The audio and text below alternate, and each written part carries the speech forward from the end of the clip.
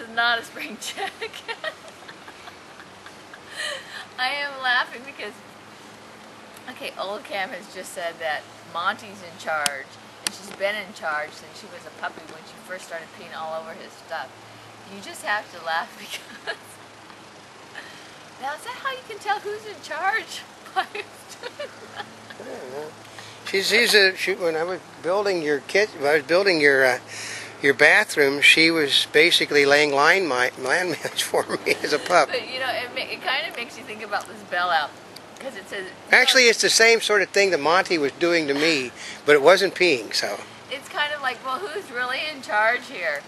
I mean, how much input do Americans really have? And here's some results from a poll. It says Americans reluctant to bail out Wall Street. Now, all of us are going to, of course, have our own personal opinions as to why we're personally reluctant. But here's a poll done by the LA Times and Bloomberg.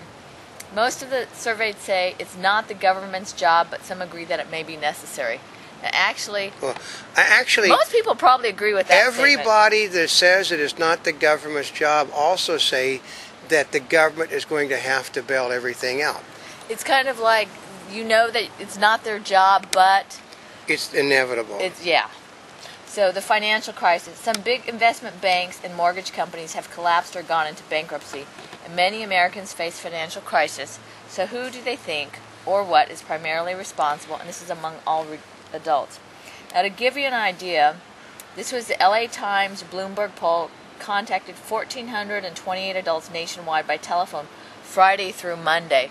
So that was actually done last weekend. Yeah, but the problem is the poll is already skewed because the people that they're calling are at home and they have telephones, which therefore means they may be unemployed.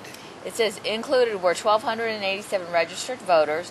Telephone numbers were chosen randomly in separate samples of landline and cell phone exchanges in the nation, allowing listed and unlisted numbers to be contacted, and multiple attempts unlisted were made numbers to couldn't be contact contacted. That's why they're unlisted.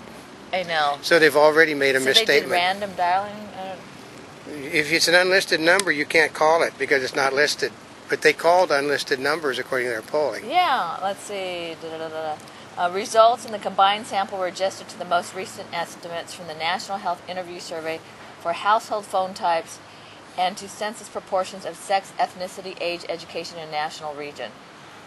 Okay, so anyway, you have an idea, kind of. But basically, they don't tell you how many Republicans, how many were Democrats, how many were independents, how many were white, how many were black, how many were Mexican, how many were employed, and how many unemployed. That skews the whole That's the tricky part about it. It also says on here, and I'm not reading all of this part, it says the survey results may have been affected by combining samples and by factors such as question wording and the order in which they were asked. Which means it's a false poll. I mean, I took polling statistical management and mass communications in college over 40 years ago, actually almost 50 years ago, which shows you how old I am. But we deliberately set out to skew a poll that we did, and we did it. And you can skew the results of a poll based on how you word it. Yeah, who you talk to. Who you talk to, how you question. And when you talk to them. Time of day? You talk to them at dinner time is a bad time to talk to somebody because they don't really want to talk, and they'll give you whatever answer. Whatever you want. And if, I mean, okay, we simply did a poll. We wanted to basically, you know, there's no agricultural television in the city of Los Angeles, folks. I mean, you know, but we did a poll. We went to people's homes, you know, what do you think of agricultural TV on the air? Well, I didn't even know we had it, but if we had it, I'd like it. That's right. And then you can ask them leading questions. But we'll give you the results of this poll, and then you can kind of think for yourself how closely you are aligned with. Okay, I'm assuming, I would say if they're like us, they blame everybody. And there's no category for that. There probably isn't. Because right. It's like when everybody's to blame, everybody, you know, it's human nature at work. As Mark Twain said, a pox upon all your houses. Let's see. So, okay. So basically, who do you think is primarily responsible? Wall Street institutions, of course, got the big one, 32%. Bush administration, 26%. Congress, 11%. And all three equally, 12%. which we know is not right because you blame everybody. Okay. Unless the poll is heavily Democratic. Okay. So the next question, do you agree or disagree that lack of regulation is partly responsible? Now that doesn't mean wholly responsible, more than 50% responsible. It's partly responsible. Yeah, but that's also a skewed question in the fact that if you were to say, do you believe that Goldman Sachs is partly responsible? Do you believe Lehman Brothers are partly responsible? They're all going to say they're partly responsible. So if you don't get that, actually the percentage is lower than what I would have thought. You would think they put, this is among all adults, 62% agree, 24% disagree, and 14% don't know. This don't know I worry about. If you don't know, I mean, what world are you living in? I mean, okay, you can't turn on a television set today. I mean, you may not read the newspapers, but you got a TV. You can't turn on a TV set without somebody telling you.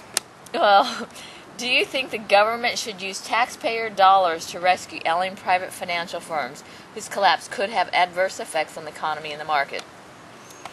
No is 55%. Yes is 31%, and 14% is don't know again, which is scary. Well, you know, part of it is it's the way it's worded. It should use taxpayers' dollars to rescue ailing private financial firms.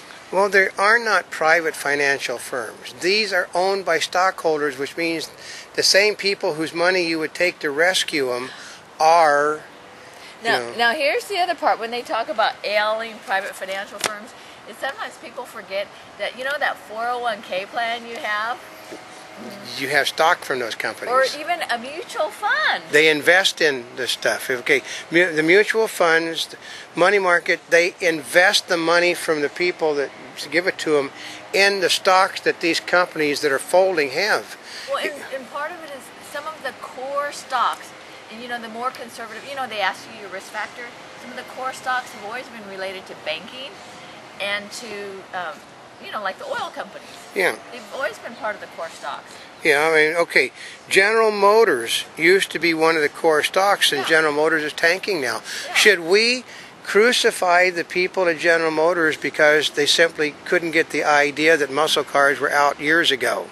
Should they be jailed as a result of building cars like that? I mean, it is a bad financial decision, but you should not go to jail because you have simply made a stupid financial choice. Look at, okay, we're going to jail all of the people working for McDonald's that bought $800,000 homes? Well, you know, there's a problem.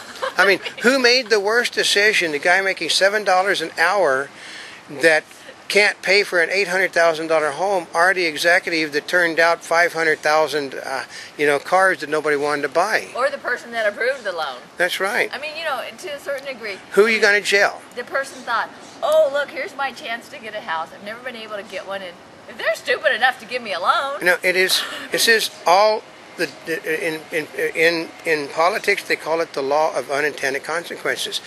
This all started out with a really good idea by Bill Clinton. It was not a malicious idea. Yeah. He figured it was a good way to get people into homes. And it did. And hindsight's always 20/20. It's just the repercussions that it has throughout the That's history. right. What happened was that more people could get into homes that could afford the homes, and it jacked up the prices of homes.